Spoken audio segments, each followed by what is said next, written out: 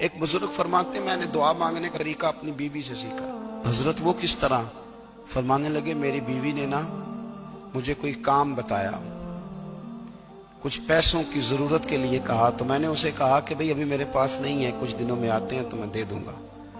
عورتوں کی عادت ہوتی ہے وہ بار بار یاد کراتی ہیں، 2-4 دنوں کے بعد پھر اس نے کہا حضرت وہ میں نے کہا تھا کچھ پیسے، میں نے اسے کہا کہ ابھی میرے پاس نہیں ہے، کچھ دنوں میں ملتے ہیں تو میں تمہیں دے دوں گا۔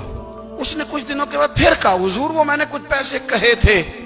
فرماتے میں نے ڈانٹ دیا، میں نے کہا کہ کیا تو روز مجھے شرمندہ کرتی ہے، کہا نا میرے پاس نہیں ہے، ہوں گے تو دے دوں گا، تو روز یاد کراتی ہے۔ فرماتے ہیں اس نے پہلے تو میری ڈانٹ کو سہا، پھر میرے سخت جملوں نے اس کی آنکھوں میں آنسو پیدا کر دیے، پھر اس نے اپنے آنچل میں اپنے اس دکھ کو سمیٹا، اور پھر اس نے ایک جملہ کہا تو میں رو پڑا، اور مجھے اپنے رب سے مانگنے کا طریقہ آ گیا۔ مجھے کہنے لگی حضرت جی آپ نے ڈانٹ دیا، میں نے سہ لیا، پر آپ ہی میرے شوہر ہیں، بتائیں نا آپ سے نہ کہوں تو میں کس سے جا کے کہوں۔ فرماتے ہیں میں رو پڑا، اور میں کھل کے رویا، اور میں تڑپ کے رویا، اور پھر میری سسکیاں بند گئیں۔ تو مجھے کہنے لگی آپ کو کیا ہوا؟ میں نے کہا مجھے بھی دعا مانگنی آ گئی ہے، جب میں اسے کہوں گا نا اللہ تو ہی میرا رب ہے، میں تجھ سے نہ کہوں تو میں کس سے جا کے کہوں؟